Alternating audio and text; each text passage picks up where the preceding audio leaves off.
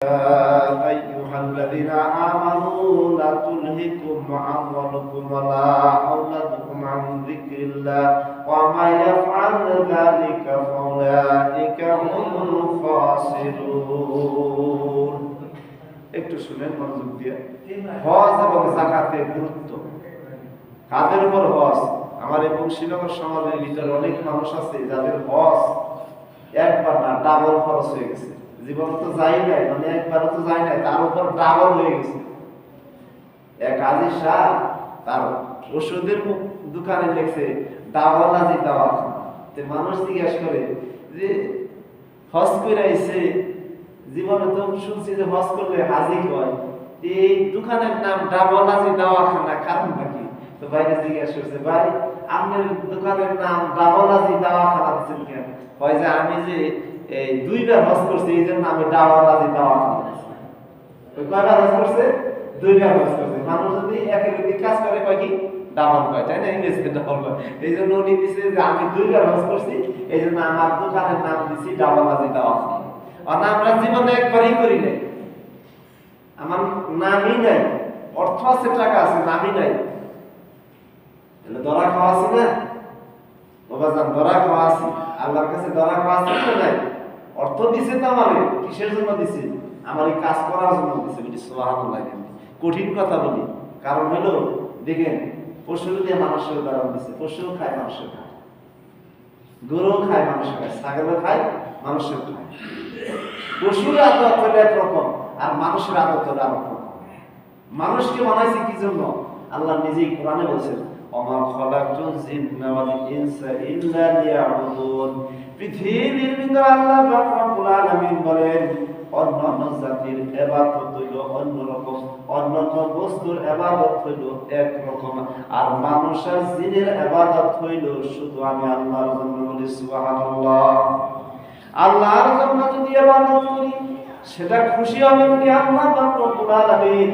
আল্লাহ কোরআনুল কারীমের ভিতরে বলেছেন, ইয়া আইয়ুহাল্লাযিনা আমানু লা তুলহিকুম আমওয়ালুকুম ওয়ালা আওলাদুকুম আন যিকরিল্লাহ ওয়া মা ইয়াফআল যালিকা ফাউলাইকা হুমুল খাসিরুন।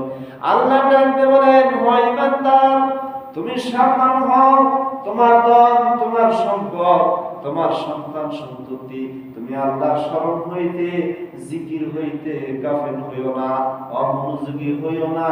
যদি তুমি অমনোযোগী হও তাহলে তুমি ক্ষতির ভিতরে পড়ে যাবে। আমার আল্লাহ পরে আয়াতে বলেন, ওয়ানফিকু মিম্মা রাযাকাকুম মিন ক্বাবলি আইয়াতাহাদাকুমুল মাউতু ফায়াকুলা রাব্বি লাউলা আখখারতানি ইলা আজালিন করিব ফাসাদদাকাকুম মিনাস সালিহিন। আমার আল্লাহ ডাকতে বলেন, ওয়ানফিকু, আমি যে আল্লাহ পাক রব্বুল আলামিন দুনিয়ার জমিনে তোমারে উত্তম রিজিক দিয়েছি, উত্তম ব্যবস্থা করে দিয়েছি, উত্তম ফসল দান করেছি, তা হতে তুমি মৃত্যুর পূর্বে আল্লাহর রাস্তায় ব্যয় করো। ওই দিন মৃত্যু হয়ে গেলে তুমি যদি ব্যয় না করো, আযাবের সম্মুখীন হও। ফায়াকুলা রাব্বি লাউলা আখখারতানি ইলা আজালিন করিব, সেদিন আযাব পাইবে। কারণ হইল সম্পদ আল্লাহর রাস্তায় ব্যয় না করার কারণে। আল্লাহ পাক রব্বুল আলামিন বলেন, সংশোধন হবে বান্দা কখন? মৃত্যুর আগে না মৃত্যুর পরে? এই জন্য সংশোধন এখন এই সময় হইতে হবে। যে বাজার দেবে আমার সম্পদ সবাই দেয় না, টাকা পয়সা সবাই দেয় না। আল্লাহ বলে এটা আমার হিকমত, কাউকে দিয়ে আমি পরীক্ষা করি, কাউকে আমি দেই না, এটাও আমার পরীক্ষা। কিন্তু যারা আমি দিছি সে ব্যক্তি যেন আল্লাহর রাস্তায় ব্যয় করে। কারণ হলো আল্লাহ কোরআনে বলেন বাকারার ভিতরে, বান্দা যখন আল্লাহর রাস্তায় ব্যয় করবে উত্তম বস্তু দ্বারা, আমি উত্তম সম্মান ওই ব্যক্তিকে দিব, তার প্রতি বিন্দু পরিমাণ জুলুম করিব না, এটা আমার ওয়াদা। আল্লাহ এই জন্য আয়াতে কারিমে যালিকাল ফাউজুল আযীম, এটা আমার সফলতা, এটা আমার কল্যাণ। আমি বান্দারে তার সম্পদ ব্যয় করার কারণে আমি আল্লাহ তার দুনিয়া ও আখিরাতে সম্মানিত করব। বলি সুবহানাল্লাহ।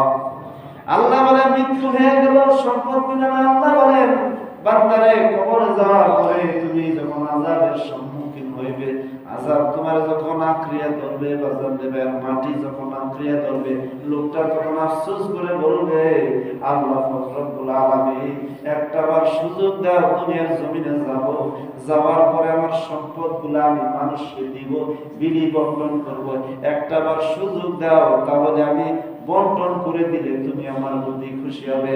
আল্লাহ ডাকতে বলে, বান্দারে ওয়ালা ইয়াগফিরুল্লাহু নাফসান ইযা জাআ আজালুহা আল্লাহু খাবিরুম বিমা তা'মালুন। আমার আল্লাহ পাক ডাকতে বলে, বান্দারে হায়াত দিছি, তোমার জীবন দিছি, তোমার এই দুনিয়ার জমিনে একটা সময় সুযোগ দিয়েছি, সুযোগটা কাজে লাগাও নাই। এইজন্য আজকে আফসোস করলে পশ্চিমকালে কবর হইতে বান্দারে জিন্দা হইয়া দুনিয়ার জমিনে যাইতে পারবে না। কার কথা? আল্লাহর কথা। এইজন্য আমার আল্লাহ পাক রব্বুল আলামিন বলেন, প্রত্যেকটা মানুষ যদি তার নিজ স্থান থেকে তার সম্পদের হিসাবটা করে, তাহলে দেখা যাবে এই এলাকার ভিতরে যত গরিব মানুষ আছে তারা না খেয়ে থাকবে না, অর্থ কষ্টে থাকবে না। আপনার সম্পদ দিছে আল্লাহ, দিবেন তাদেরকে। বলি সুবহানাল্লাহ। আল্লাহ পাক রব্বুল আলামিন বলেন আয়াতের কারিমার ভিতরে বলেন, ইয়া আইয়ুহাল্লাযীনা আমানু আনফাকু মিম্মা রাযাকনাকুম মিন ক্বাবলি আইয়াতিয়া ইয়াউমুন লা বাইউন ফীহি ওয়ালা খুল্লাতু ওয়ালা শাফাআতু ওয়াল কাফিরিনা হুমুজ যালিমুন।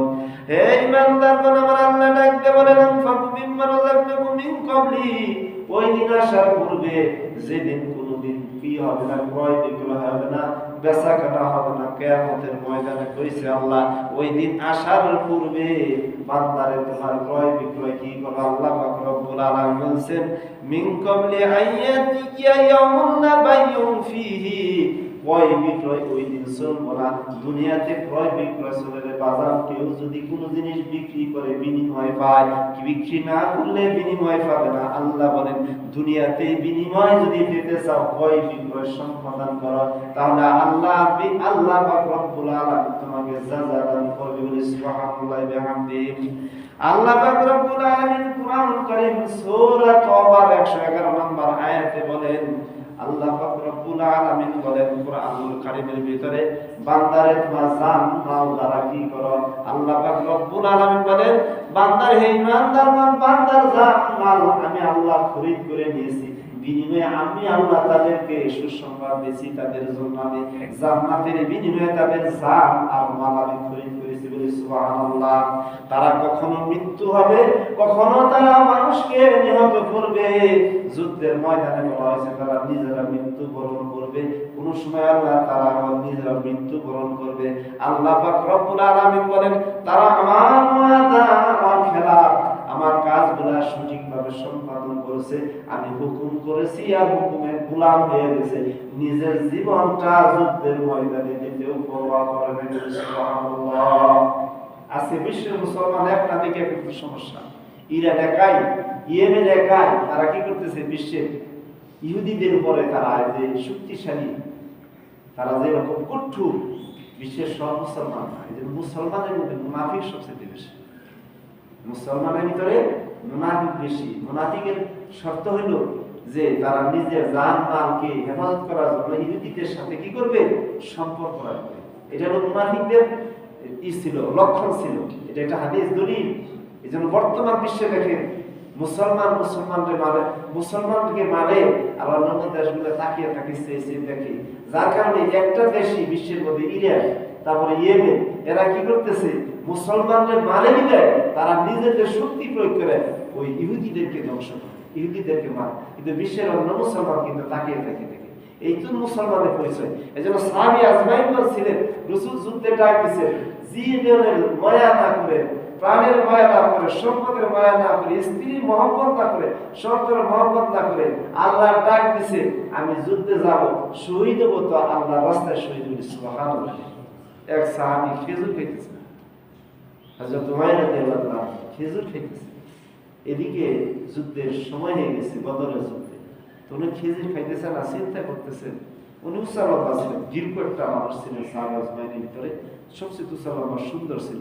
তো খেজুর খাওয়ার সময় চিন্তা করতেছে যে খেজুর খাইতে খাইতে এই অবস্থায় যদি আমি যুদ্ধের ময়দানে না যেতে পারি, আর যুদ্ধে যায় যদি আমি নাসারা ইহুদিদের বিরুদ্ধে আমি যদি যুদ্ধ অংশগ্রহণ না করতে পারি, তাহলে আমি রসুলের কিরকম মত, আমি রসুলের কিরকম সাহাবী